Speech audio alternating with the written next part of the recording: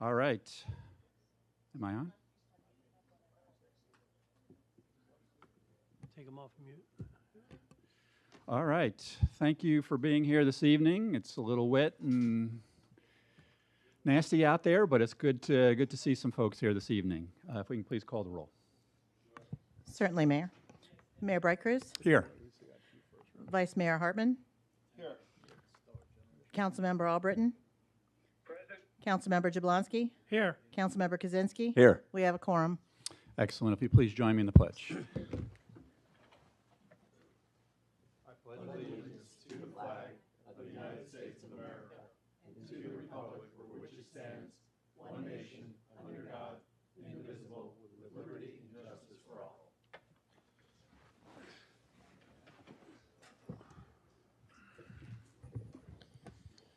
All right.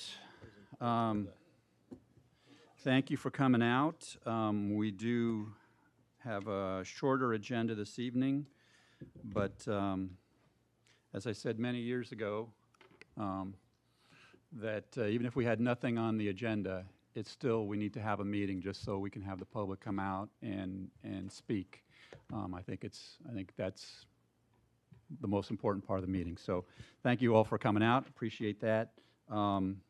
We'll go right into the public comments. Mayor, we have one public comment tonight, Newell Hollingsworth. All right. Oh, I forgot to put a 1 on that. Good evening, Newell Hollingsworth. At the comprehensive plan meeting last Thursday, we had a very energetic discussion at that meeting. I'd like to go over two things that took place that seems to be confusion. That is that those that have agricultural classification are other businesses that are exempt by law. This would cover them and make them illegal. That is not the case. This is only for those businesses that by our code say that you can only have certain things and you can't go over that amount. The other area that we talked about was having a grandfather clause.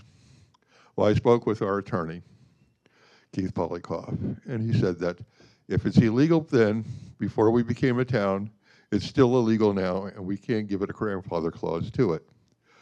But we can work out something similar to what we had with the barns when the state made all of those illegal in the state. We can have deferred enforcement, but that's another can of worms.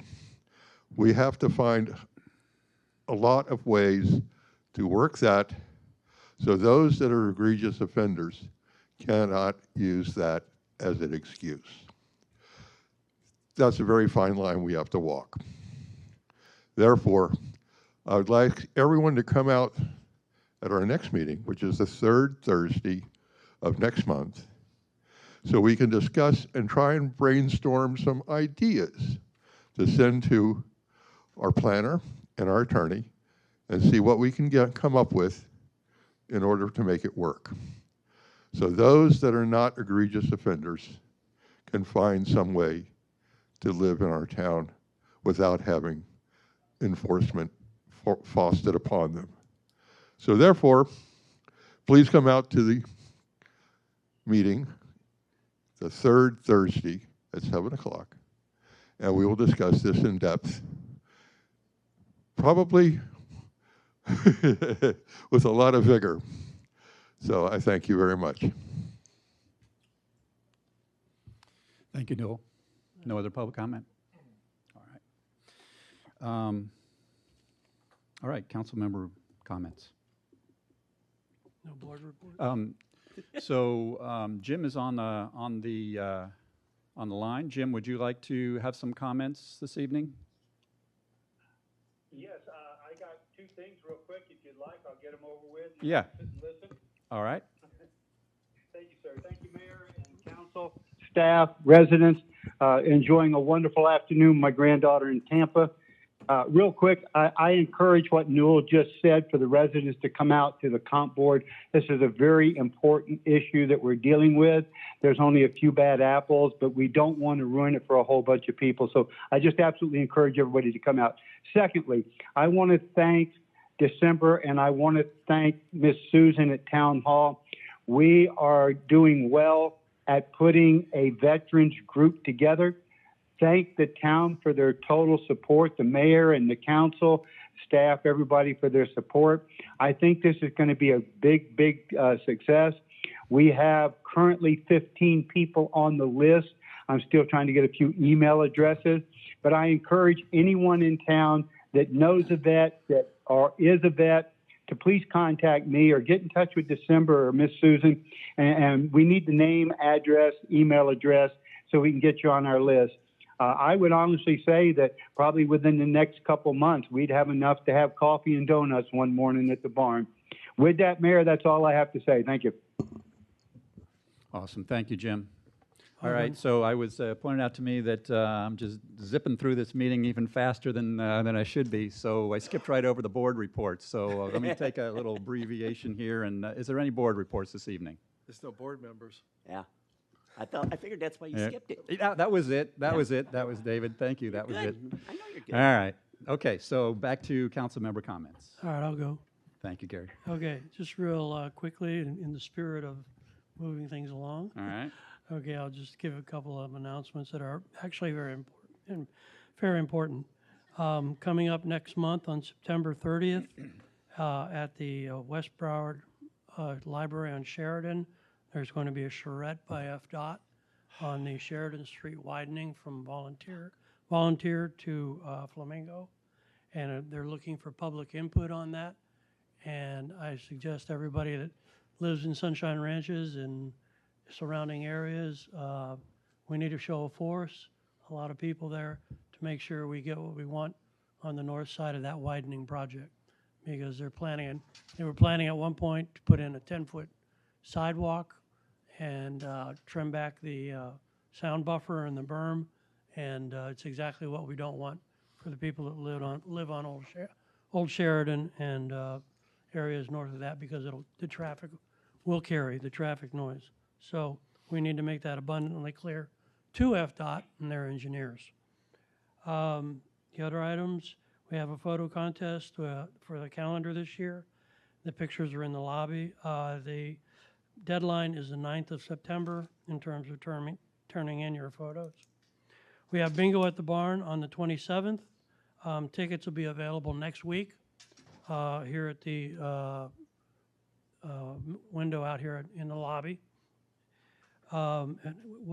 December, it's $30? 30? 35, and it includes dinner. Okay, 30 if you get it. 30 on the advance tickets and 35 at the door. All right, and both of them include dinner. So, so you might want to take advantage of it. It's a lot of fun. Our Halloween home decorations contest, you have to have your entries in by the 9th of October. The Astronautes Parks Foundation are having something brand new this year. It's the pumpkin patch at the preserve. It's from the 16th through the 19th. You're going to see a lot of pumpkins. You're going to see kiddie rides. You'll see food trucks. George is not here, unfortunately, to explain more, but you'll see a lot of family-oriented stuff. This isn't roller coasters. This isn't. This is for kids, for little kids. Okay, the junior kids. And he asked me what other thing I could put in there, and I said, "How about smashing pumpkins?" Throwing rock. I'm making Very a play on good. words, but anyway, that's another inside joke. We're having a food truck. They're having the Parks Foundation is having a food truck event on the 2nd, which is this Tuesday, at the preserve in the evening. So it'll probably start around 6 o'clock, I would assume. Huh? 4 until 9, excuse me. 6, so 6 is a prime hour. So from 4 to 9. And be nice if everybody showed up, went out there, got a hot dog, lobster sandwich, whatever food trucks are being there. So, real important, our budget meetings for year of 26, 25, 26 is this the 15th and the 25th of September. September and October are busy months. We're into our busy season. And it's real important that we get resident input at those meetings so we make proper decisions of what we're doing with your money. Town Hall is closed next Monday, the 1st. We have hazmat at the barn on the 11th of October from 8 to 2, as shredding, prescription drug drop-off, and then, you know, if you have all your electronics, old paint, things of that nature, and you want to turn that in, that's the place to do it. And good news, September 25th, DMV is going to be here from 10 to 2. They'll start accepting appointments. You got to call the town clerk, Deborah. That's her over there. And she'll set you up. They'll start accepting appointments next week. So, and Mayor, glad to have you back. We thought we lost you somewhere. Never lose me. West I of know the where home Mississippi. is. I know where home is. So Well, glad to have you back. Meeting, I was going to ask for a pay increase. And that's all I got. All right, okay. Who's next? I guess I'll go next. A couple of things. I don't know if everybody's aware, but Wednesday was National Dog Day. Take your dog out to lunch day, call it what you want, celebrate it with your dog this weekend, take him for a walk. We're dogless right now, so I missed National Dog Day.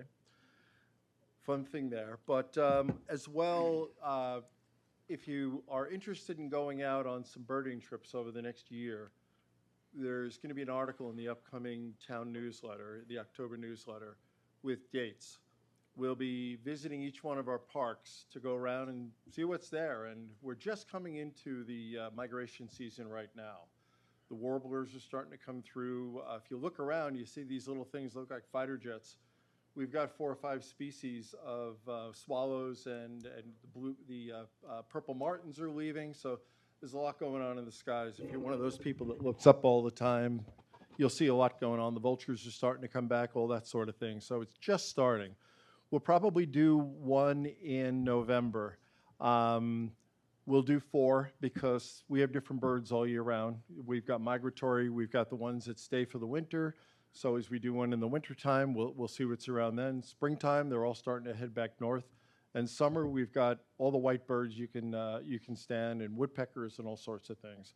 So I don't have the dates yet. That's why I'm not announcing them. I also do bird guiding for a lot of other organizations here in South Florida connected with the Audubon. I was actually out last weekend, and you'd be shocked at the amount of birds that are up in the farmlands right now because, again, they're migrating. We saw over 2,500 wood storks. If you know what they are, they're the ones that hang out behind Publix over here most of the summertime when they've got their babies. I've never seen that many in my life, but it's that time of year where they're all collecting up and they're pairing up and going off. So that's the fun stuff I wanted to talk about. And I wanted to get into something a little more serious that has been going on the last couple of meetings and the last couple of weeks. First, to the residents that were at the comp plan board meeting, I want to give you a heartfelt apology because I have been coming to town meetings before we had a town. And the last time I can recall I ever lost my temper or lost my cool was when I figured out that our original administration wasn't being straight up with the council, and I used to come and scream at that person at every council meeting on how they were ripping off the town or doing shady dealing. So never a good excuse for losing my temper, but I have a real hard time with the time I've invested in our community to hear somebody pushing buttons by saying we're all corrupt, we're doing everything in secret, you know, we're lying. I got called out as a liar. Anybody who knows me knows differently. But you just don't say those sorts of things. So again, for the folks that were here, I certainly apologize because if you know me, you know that's not me.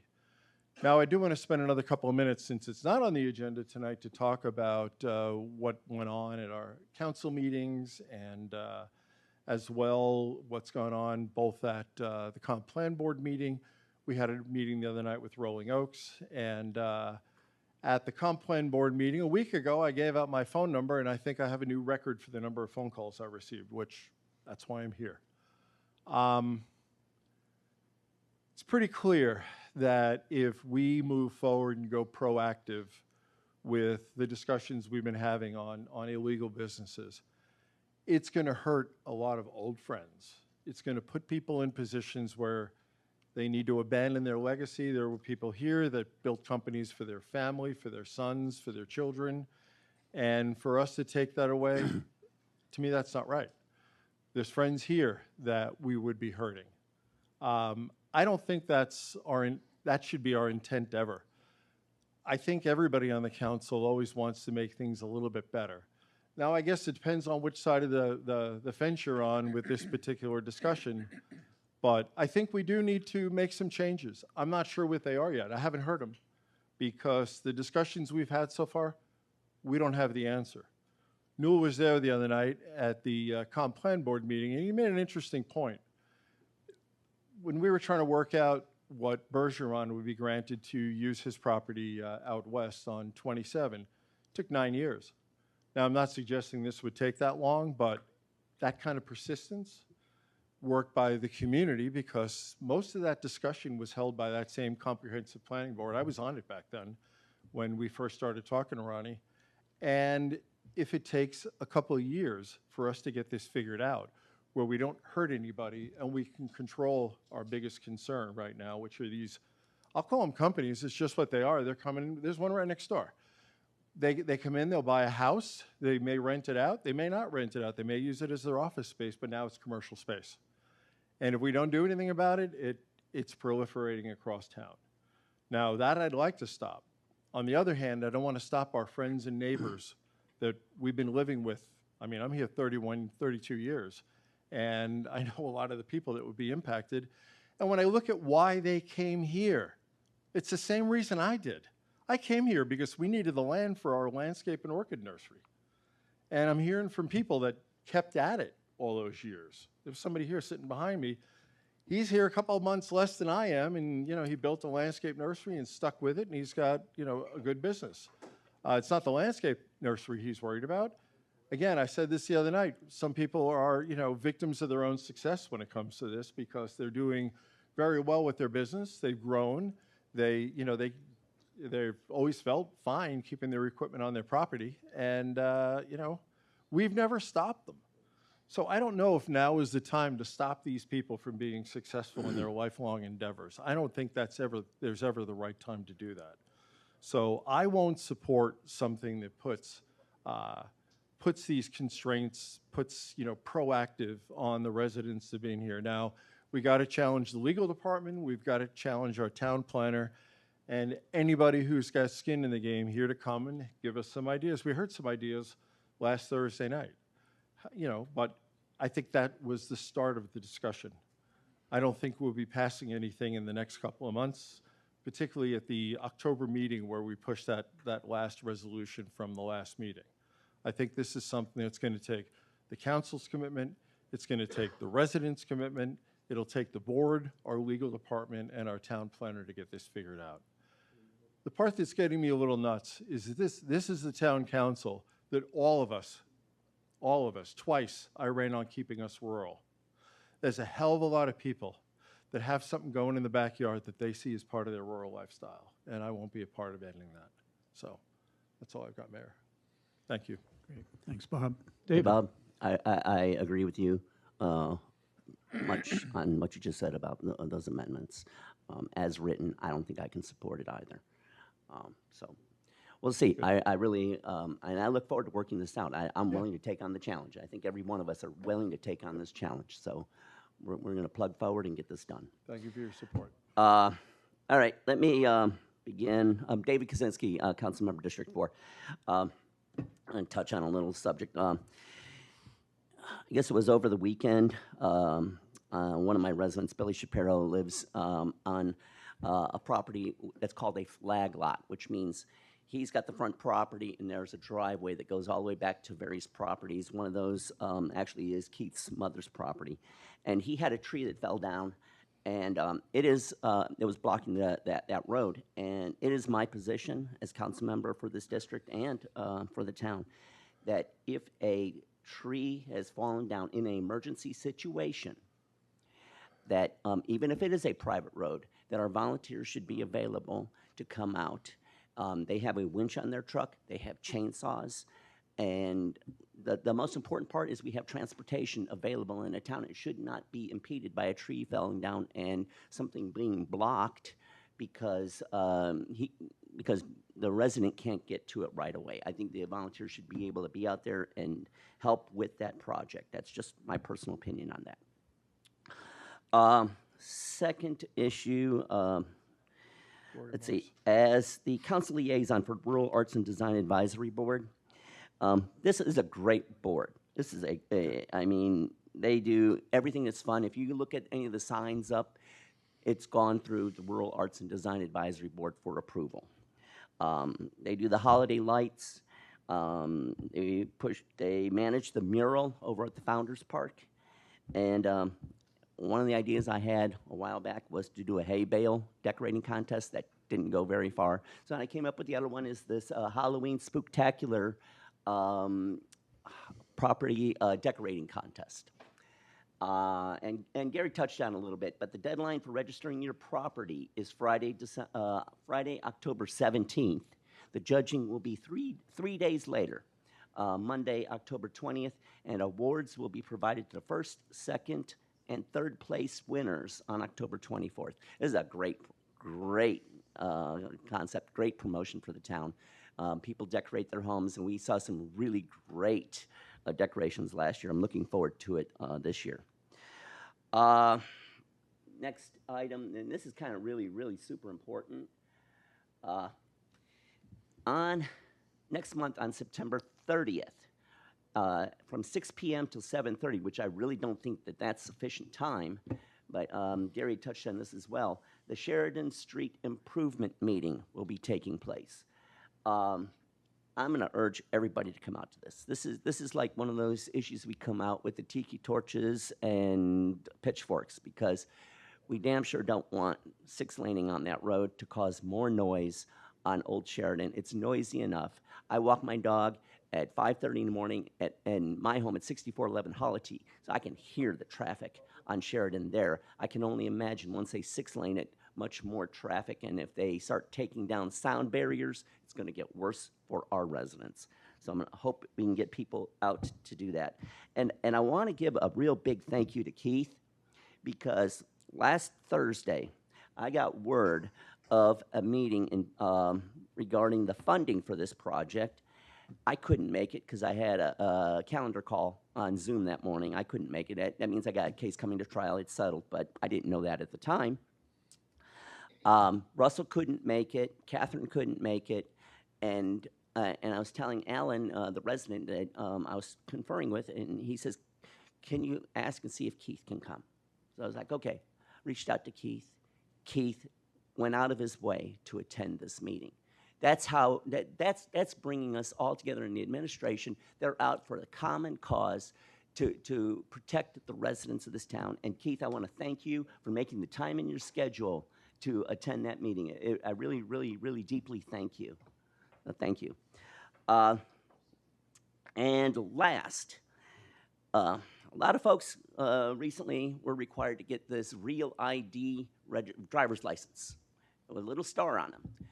Well, I learned that if you used your driver's license to register to vote under your old ID, they changed your driver's license number, and your voter registration may now have a problem if your driver's license number is still under your old driver's license number, not your new one. So check with the voter registration supervisor elections department. Give them a call just to make sure your voter registration is valid, because you sure as hell don't want to be coming to vote and find out that you have to cast a provisional ballot because your driver's license number has changed. That does it for me. Thank you, Mr. Mayor. Excellent. Thank you all. That was good comments. I want to add a few things onto that. I will just say, while I was not able to be there in person at the Comprehensive Planning Board meeting last Thursday evening. I was on the phone and heard the lively discussion. And I came to the same conclusion that you all have come to as well, that it's nowhere near prime time yet. We've got a lot of work to do. I did have a very interesting call with Jeff Kadams, our town planner, earlier today, and you know, he's got some ideas as well. So I want to talk through those. And Keith, if I can just, what I really want to do is in the next week, if we can find a time for you, me, and Jeff to get together, I want to talk through some ideas that he threw out. I want to just understand what's legal, what's not legal before we get too deep into it. Absolutely. Okay, good.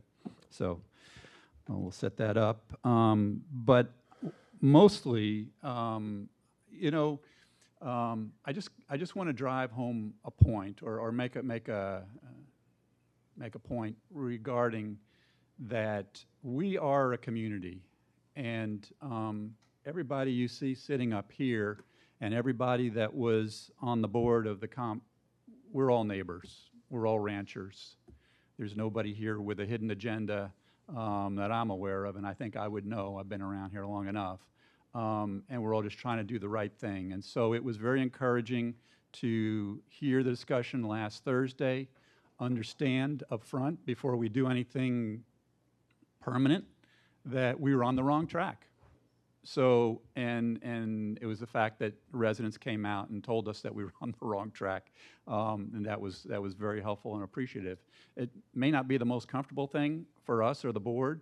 It may not be the most enjoyable evening for us or the board or the residents, for that matter, but it's part of what makes this town good and great, is that we do have those meetings and we do listen and we adjust when we need to. And this is one of the times where we're adjusting, so that's good.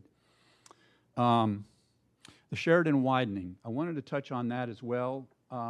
Here's my thought on it. I agree with everything everybody said, but what I'm not comfortable with today, you know, we passed a resolution on what we wanted to do, but frankly, we talked about a lot of things. We did. And I think that on our next meeting, before this meeting comes up, because it's on the 30th, right? September 30th. Correct. So we have another council meeting between now and then.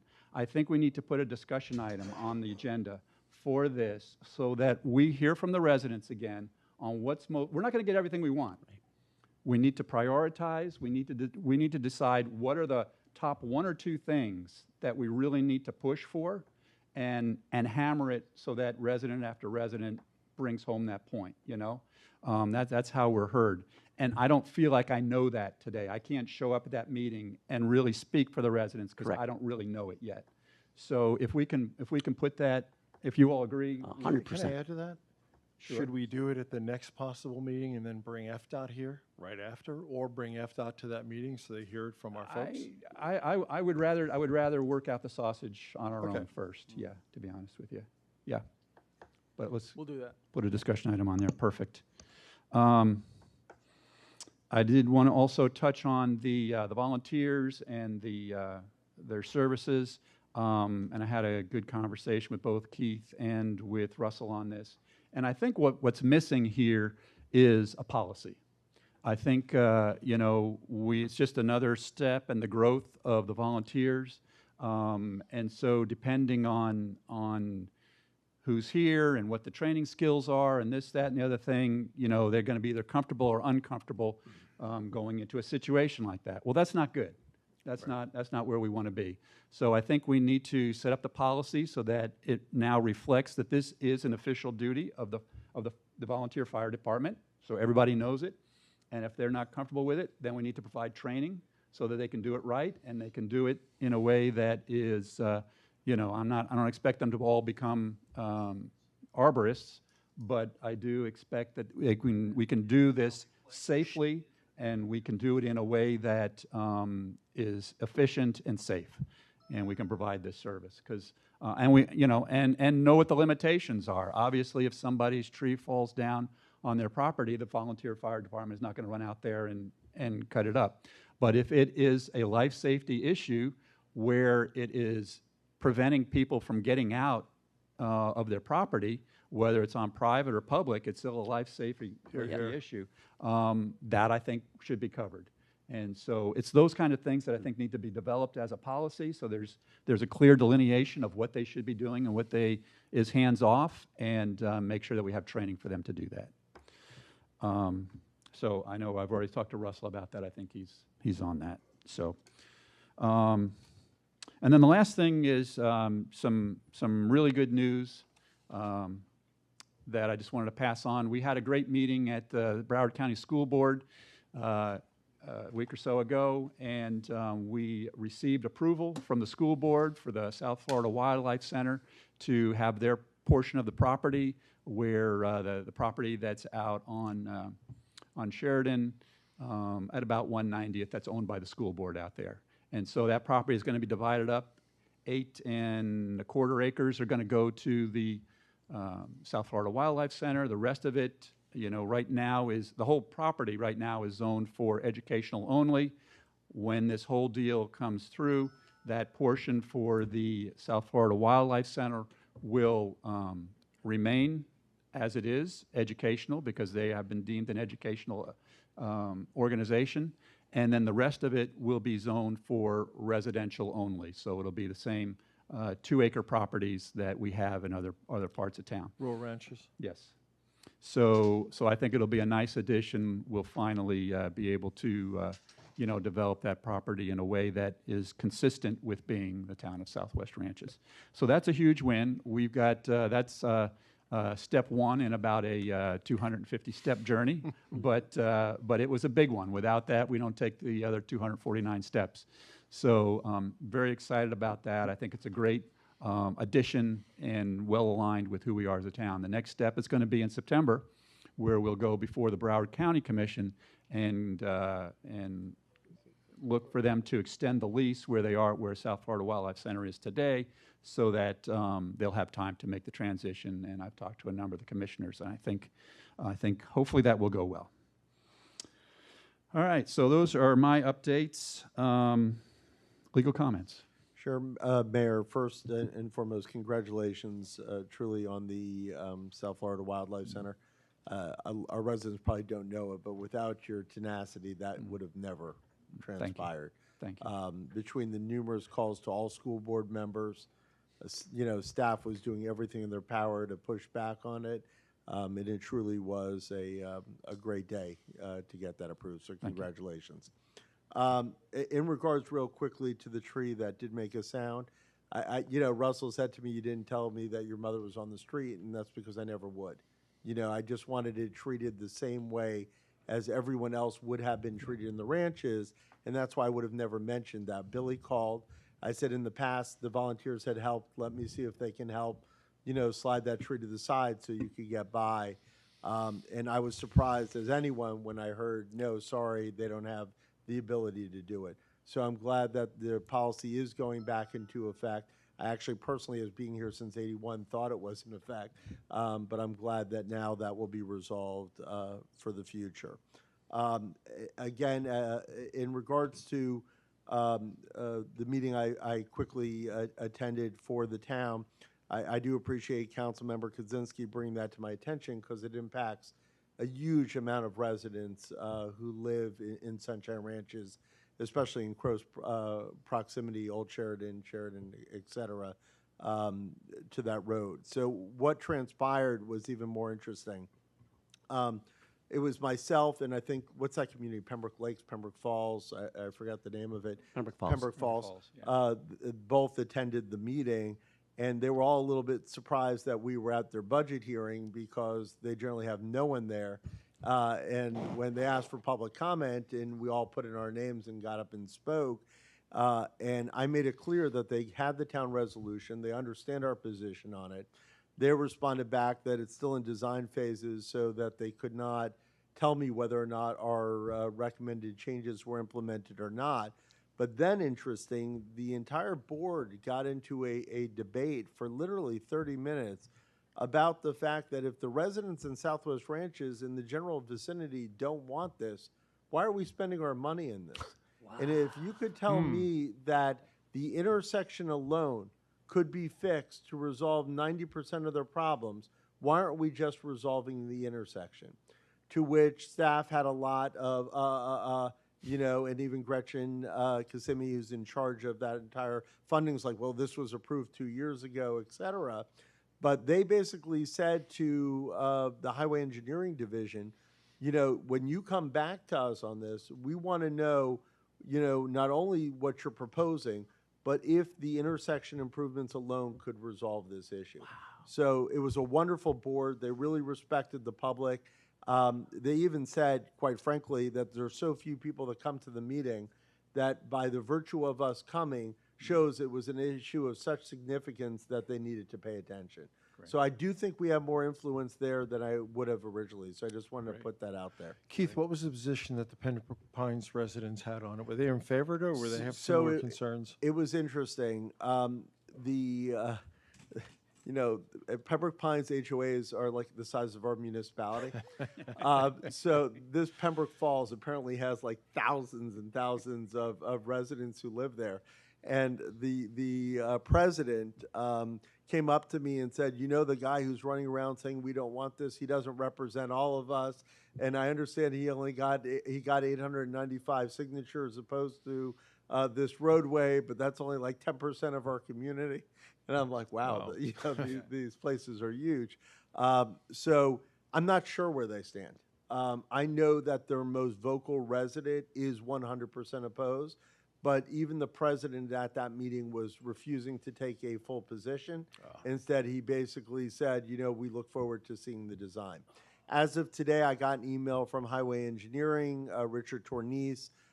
He was instructed by the board to have to meet with us. I asked for the meeting, Councilmember Kaczynski, I copied you on the email. I asked for the meeting prior to the September 30th meeting. He wrote back like literally an hour ago saying, well, can we meet after that meeting? Because apparently the design isn't even complete to a point where he can meet with us prior to the September 30th meeting. But, the reason I bring this up at all is to let you know that I didn't think we'd have ability to make changes. I actually think that with this board, we have much more influence than we would with other boards at the county. So, on that, no further public comment, further legal comment. Thank you. Russell? Just a few things, Mayor. Just wanted to advise the council that we have concluded and offers have been made for the two contractual positions that we've been working on. So for the ag liaison and the police civilian coordinator position. So agreements will be brought back before the council at the next meeting. I'm pushing for the next meeting to bring that forward so we can hopefully bring them on board at the beginning of October, end of September. So great. I also wanted to advise that the zero waste consultant RFP that we had let out, we had some discussion about at the last meeting, will be re-advertised. We've concluded that there was some information that was needed that wasn't provided to the firms that we want to basically go out and re-advertise. We did notify the firms that have submitted that we would be re-advertising. So the cone of silence as of right now is lifted after we notified them this morning, but we plan on re-advertising this with a quick turnaround being tomorrow, so the cone of silence will be reinstituted as soon as we put that in place. Just wanted to make sure you had no conflicts with that. Can I say something? Yes. I just want to say, because I know I missed the last meeting and Debbie Green was here, I was hoping she'd be here today so I could speak to her. If an item is on the agenda for you to consider whether or not to give a vendor an award, the cone of silence is over at that point. Okay? But if it's just on your agenda as it ended up being, it sort of changed. So the agenda item changed from the first time I spoke to Debbie to what eventually came on the agenda, which was how much money are we going to give for this rather than who are we giving it to. Then the cone of silence is still in effect. All right? So the county is very clear. This is something that the Inspector General looks at all the time. The only time that you can hear, listen to, speak to people about a procurement item is upon selection, not before selection. And in this case, we had, in addition to the issues that Russell just said, apparently this matter was discussed at boards where council members were at. The council members may have received phone calls from residents about this issue.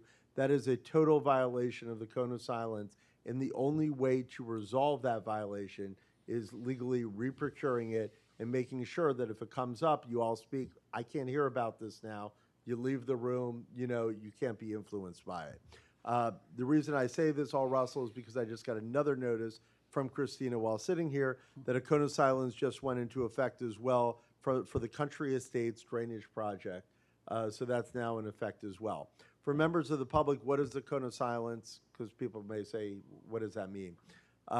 Back in the day, there was a television show, I guess. I was just going to say Maxwell Smart. Yeah, Get Smart.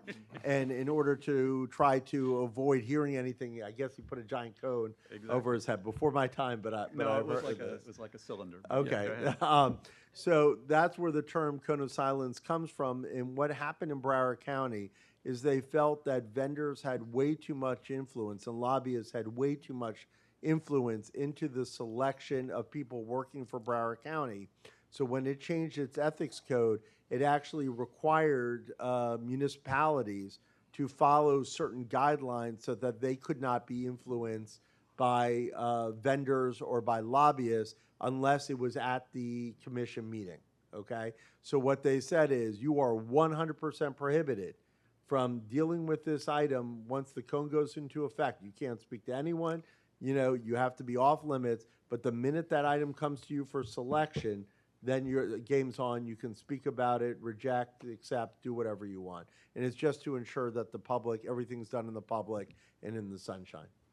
Yeah, if I could just add something quick on to that. I appreciate you walking us through that.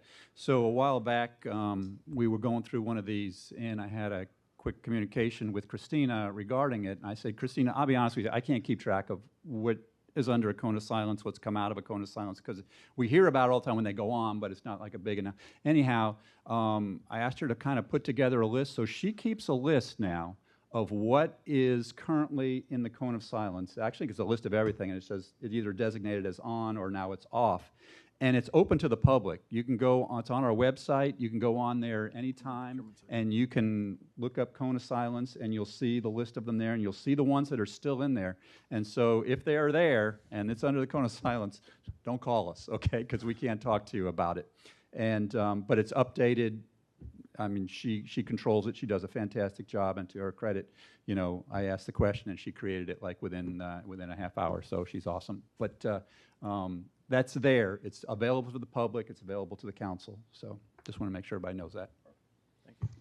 And the last thing I have is just wanted to urge everyone, if you have not already completed the resident survey that we've been putting out there, this is the last few days to do it. The end of August is when it will cease. So just encourage you, if you haven't already completed the resident survey, to please complete it. If you're not sure where to find it, you can find it on our main webpage, the town's main webpage. And if you have any kind of concern about how to complete it, or you know, you're just not real computer savvy, or you don't have a computer at home, you can actually come into Town Hall. We have a kiosk in the lobby there that a town employee can assist you and, you know, navigate you to where the survey can be found, and you know, they'll set you up so you can complete the survey in person here at Town Hall. So just wanted to again urge everybody to complete the survey. Thank you. That's all I have, Great. Mayor. Thank you, Russell. All right, on to regular business. Item number 8, please. We have a resolution. Item number 8 is a resolution of the Town Council of the Town of Southwest Ranches, Florida, approving an agreement with Millennium Products, Inc. for the purchase of a vetted security services incorporated trailer-mounted license plate reader system, authorizing the mayor, town administrator, and town attorney to execute a purchase order in the amount of $55,682.13 and providing for an effective date. Okay. Table? Yeah. Okay, Yes. motion to table. Second. Okay. So, all right, so with a motion to table, there is no discussion on it, so we will not be able to discussion, but this will come back when it's ready. Do we have to put Mayor- date certain on it? No. Mayor, do you want me to just explain really quickly why I'm requesting it to Really be? quickly. Okay. Real quick. Only because we have a grant application in with the Florida Department of Law Enforcement, and so there's a possibility that this might be fully grant funded. So rather than expend any town money on this, I'd like to see what the result of that grant decision is. If we're funded, we won't need to spend it. If we're not funded, we can always bring this back. Perfect. Okay. Thank you, Russell. All right. All right, so we have a motion and a second to table this item. Please call the roll. Councilmember Albritton? Yes. Councilmember Jablonski? Yes. Councilmember Kaczynski? Yes. Vice Mayor Hartman? Yes. Mayor Bright Cruz? Yes. Yeah. Motion to table. All right, item number 9, please. Item 9 is a resolution of the Town Council of the Town of Southwest Ranches, Florida, approving the cooperative agreement with Insight Public Sector Incorporated for license plate recognition cameras, authorizing the mayor, town administrator, and town attorney to execute a purchase order in the amount of $25,150.00 and providing for an effective date. Motion approved. Second. Have a motion and a second on this. Russell, if you could kind of give us an overview of what this is about, because it's a little different than what we've done in the past. Certainly, Mayor. So this is an agreement to issue a purchase order to Insight Public Sector for 3 LPR cameras. We have LPR cameras throughout the town, as I know the council is aware. Some of the public may or may not be aware. And this is for us to furnish 3 new LPR cameras. Where they are proposed to be placed will be at essentially Griffin and Volunteer. It's actually a little further east of that. Griffin and Dykes, again, a little further east than that, and also by the Circle S community. The difference between this system and what we've purchased before is this is essentially a subscription as a service agreement with Flock Safety, which is a different company.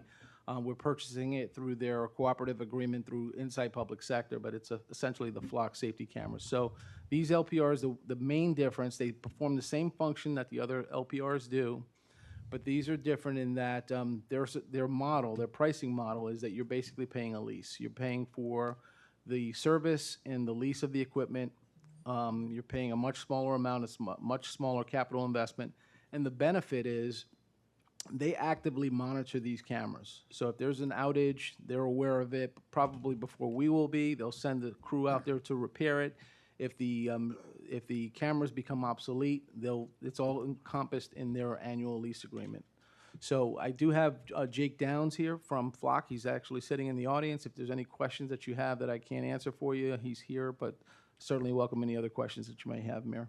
Mayor, just for the public who's looking at Russell, LPR is license plate I'm reader. sorry. Thank you. Sorry about that. Thank you. Jargon. Yep. Any questions for Jake while he's here? Jake, come I on had a up. question about the addresses, actually. I wasn't sure where they were the other night when we were talking about it. I thought they were on Griffin, and I realized one is on Dykes Road. Is 40th the right address? Because when I looked up 40th, it came up in Miramar. Then when I looked up 40th again, it's coming on the north side of Orange Drive. So is that an accurate address, or is it just a typo in the agreement? I believe the address is correct. Let me double check that, but I believe it's essentially right at the entrance to Circle S. I heard what you said, and that it sounds like it's probably right, but this is a contract. Yeah, let me look at it real quick. Sorry. If you can just kind of give us an overview of how that agreement works and kind of where other places that you've done this and kind of what it's about, that would be good. Yeah, 100%. Again, thank you, council. Thank you, Mayor, for having me. I appreciate you guys hosting me tonight. So I work for a company. Sorry, just a little closer. I work for a company called Flock Safety. We're a LPR company based out of Atlanta, Georgia. We do work with a lot of municipalities around the area, Davie Police Department, as well as Hollywood, Broward County, and up into Boynton and Palm Beach. Over probably across the United States, we get about 1 billion plate reads, so that is a large network that we're working with throughout the LPRs. Obviously, we understand that crime does not stay in one jurisdiction, and you might have a suspect that comes down from North Carolina into your area, and you can actually work cross-jurisdictional with those agencies up in North Carolina as well. Again, as Russell mentioned, the biggest difference that we're looking at versus traditional technology is that we do cover all of the maintenance and the upgrades to our system as long as you are underneath that lease. And again, we monitor all the health of those cameras as well. So we let the police department do their job so we can come out and do our job and maintenance those LPR cameras as they do it. So if, what sort of things do you monitor? One of the things that's happened occasionally in the past is that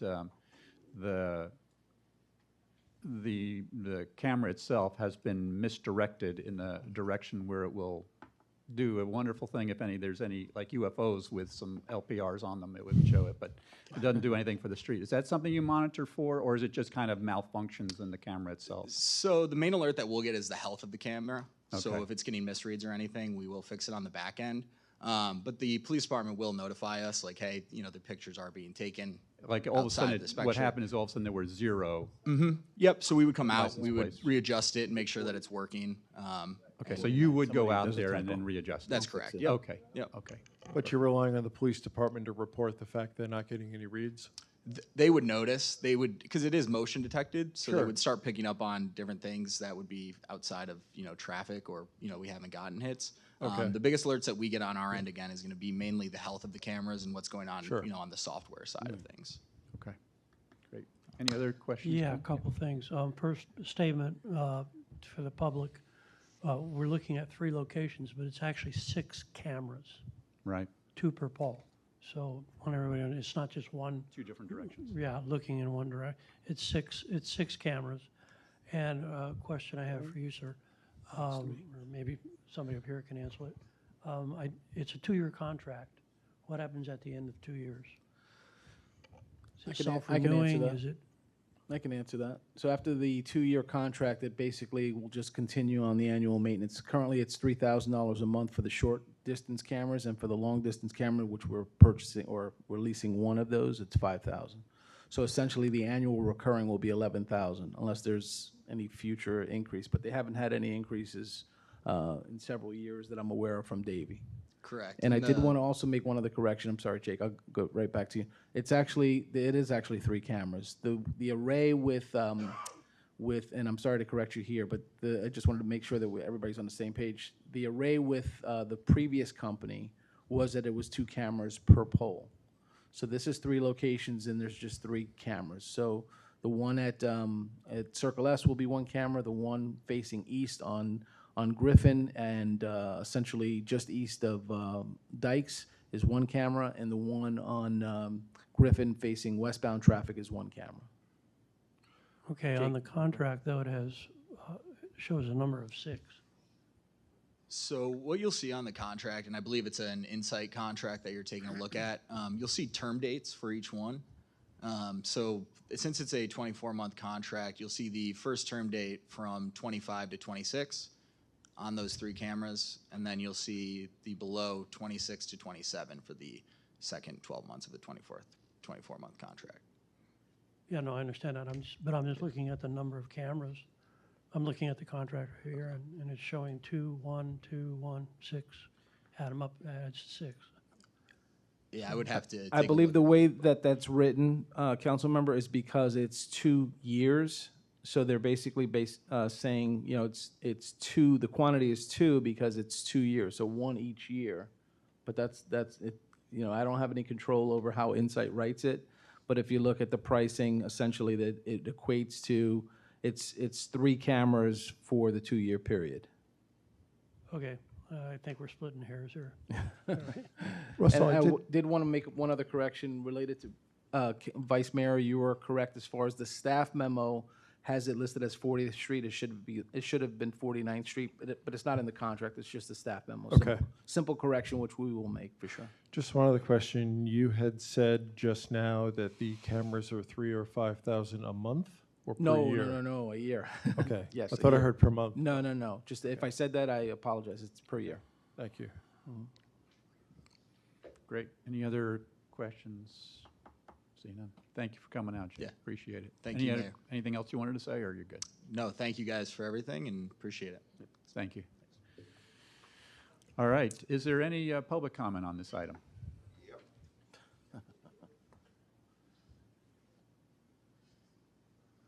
Noel Hollingsworth, 199th Avenue.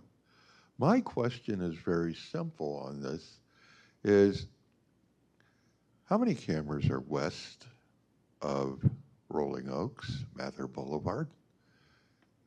You've got a lot of cameras now on Griffin Road east of Mather Boulevard and on Mather Boulevard. How many cameras are west? And why not?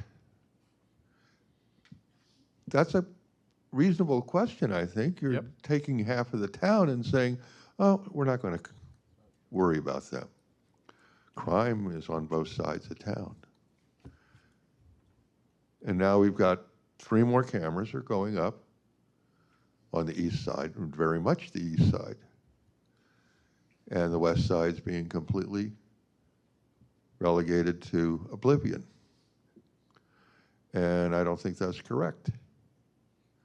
So what's the future?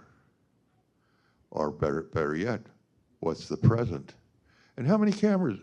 I'd like to hear a specific number. How many cameras are west of Mather Boulevard as license plate readers?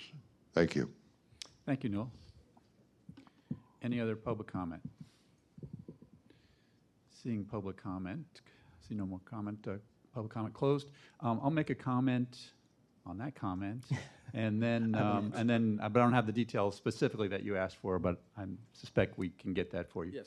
So in placing these cameras, they're placed strategically based on trying to identify every entry point and exit point from our town. And so that's the guiding principle of where they go. And so I know there's at least a couple west, but there may be more, I don't know. You know, when we look at things like the signs that show speeding, well, that's different because it kind of goes in areas where we have speeding problems. This is different because what we want to do, and this is why we're adding these 2 right here on Griffin Road, is because we had a couple of areas where people could get in and out of town without ever showing up on a license plate reader. Now with this, no matter how you go into the ranches, no matter how you leave the ranches, you're going to show up on an LPR. And that's the guiding principle. But you probably have more detail on the number of cameras. That's 100% accurate, Mayor, what you just said. And the number of cameras west of Mather Boulevard is 4. 4, okay. We have 4 additional. Yeah, Newell, if you kind of go over the maps and where we currently have them, if you take a look, the one that they're going to put right by Tom Thumb there on, what is the name of that road that goes all the way through the subdivision? Hawks Bluff Avenue. Hawks Bluff. That road only has one way that you can get in there and not come through the town, and that's way the heck down in the south, down by Lowe's. So, you know, this plugs that hole. The one that is on, and I didn't know the name of, it's called Kopf Bridge. That's the one that's just between Hancock and Volunteer, that bridge that goes over Orange and over the canal. That was another hole. So I believe, Russell, this plugs the last of the holes. We won't be talking about this again next year unless new roads are built, and that's not likely. No, we believe that plugs those holes, for sure. Good. Thank you. Hope that answers the questions. So from a coverage standpoint, the whole town is covered, and that's the point. So, all right. Any other discussion from the council? Seeing none, if we please call the roll. Councilmember Kaczynski? Yes. Councilmember Albritton? Yes. Councilmember Jablonski? Yes. Vice Mayor Hartman? Yes. Mayor Bright Cruz? Yes. Motion passed. Excellent. Item number 10, please. Item number 10 is a resolution of the Town Council of the Town of Southwest Ranches, Florida, approving the First Amendment to the agreement with J.A. Medina LLC to allow for additional services beyond designated working hours, authorizing the mayor, town administrator, and town attorney to execute the amendment and providing for an effective date. Motion approved. Second. I have a motion and a second on the item. So I know there was some question from some residents whether this particular item, item number 10, was associated with the proactive conversation that we had at the last, comp board. And I'll turn it over to administration, but my understanding is these are 2 totally different items. That this one was in the works long before we had that conversation. This is basically to compensate code staff for coming in, basically being on call and getting called in the middle of the night for issues that are going on in the town, and we want them to be able to respond quickly and professionally to those things. And if you're getting called in the middle of the night, you should be compensated for it, and that's what this is about, I believe. That is 100% correct, Mayor. It has nothing to do with the proactive discussion about the businesses. This was something that actually has been in the works and discussed ever since we took up the issue with the outdoor assembly permits and the events that happen sometimes at night that require code to respond after hours. So Very good. this is in response to that. Thank you. Any further council comment on this item? This is a really good idea because I've had some calls late at night and I'm like in limbo. Do I call Davie Police? Do I call code? This will resolve the issue. Yeah, it's important that they get Yeah, I compensated. need to emphasize, because I got a few calls about this from residents, and I tried to explain it as best I could. If code is not needed, nobody's sent out, no money's expended, there's no expenditure. Correct. It's only on a case-by-case basis. It could be 0 one month, it could be 4 the next month. It just depends on the incident and the detail.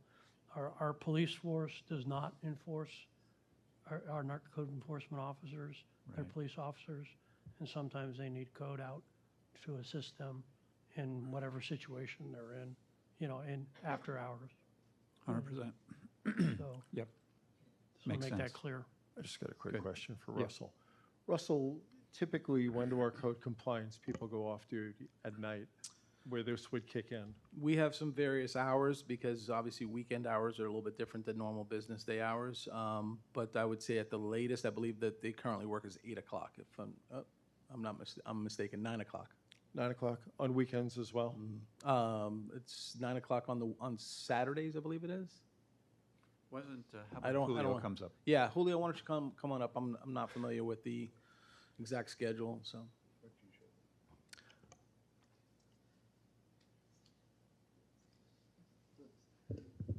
Good evening, Mayor, Council. To answer your question, code is actually works up to 5 p.m. on the weekends, but up to 9 p.m. during the weekdays. There are days during the week where that's where we conduct our night inspections. So how often do you get called? I mean, I hear parties every weekend. I don't know how many of them are even in our town necessarily, but do you get a lot of phone calls on the weekends? Well, because it hasn't been the procedure, we actually don't get a lot of calls, but I can see how there would be a need for code, during the weekends and late hours.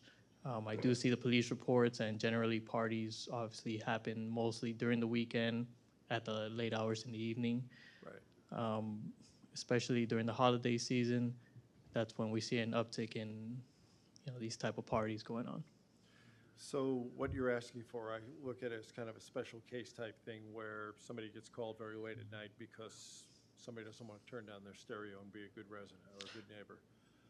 Does it make sense, particularly during the busy holiday season, to adjust hours so that you have people on the clock a little bit later and we're not pulling the trigger on this every weekend? We can certainly do so. However, I'd have to make sure Russell's in alignment with Of course. adjusting the hours to, again, I don't know how late he'd want to take it. We'd have to make some accommodations, but we can certainly do so. And just to further elaborate on the purpose of this is, Davie Police, as one of the council members mentioned, doesn't enforce our code. So in order for them to take certain action, they actually they require a code officer to be present, so they can issue an NTA, a notice to appear in some cases. So that's why they've, in discussions with Davie Police, they've requested that in some of these instances that we try to have a code officer present so they can take further action. Otherwise, they're limited to just trying to knock on the door and ask they turn it down.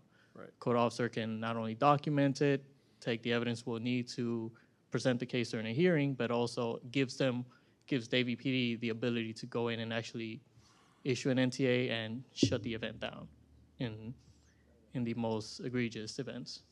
Thank you. Russell, maybe the two of you can work together to come back with a schedule recommend. Maybe it stays the same, but I'd hate to have a new line item next year in the budget because we realize we don't have enough coverage. Yeah, Julio and I will discuss this. further. Yeah, I have a question. Well, it's either Russ or Julio. You guys are getting with Detective Velasquez and his crew of officers, correct? You got, Yes, we will be coordinating with the officers. This will be a joint they'll effort. know that they have that ability to call somebody out. Yes, if yes. They need it. Yes. Okay. Just want to make sure everybody's on the same page. Right. Good. Thank Great. If you would. Yeah, sure, Jim, go ahead. Yeah, Mayor, I have one quick question, and it's Julio. Julio, I've had residents ask how come we're paying you more money. Could you please explain where this particular stipend's going? Sure, Councilmember. Again, this stipend goes, and again, it's only to be issued in these cases where we're called out for late hours. I mean, this can be a call at 11, midnight, even 1, 2 in the morning if possible. On Christmas. Right, on Christmas. So this is to provide further incentive for everyone who's at home, possibly sleeping or with their families, to want because this is going to be offered to everyone on the staff, and basically whoever's able to respond quickest will have the ability to take on that opportunity to come in and respond, and that cost that's being allocated for this is going to that officer, whoever responds in that case. Right, directly to the person responding, not to you to be paid out, but directly to the person responding, correct? That is correct. Okay, I have another Good, Jim. another question. I already know the answer, but I'm going to ask it for public general knowledge. You're not hiring more code officers, correct? I am not hiring more code officers. That's right. Okay, I just want to make sure, put that on the record, because that's the kind of calls I was getting. Very good. You have- Yeah, Mayor, I just want to mention something for the record. This is not just loud noise in parties. Sometimes residents think that in the middle of the night, if they bring 100 truckloads of fill, no one will catch them. So I just want to make it clear it's for all illegal code violations in the town. It's not just for one or another. Right. Thank you. All right. Any public comment on this item?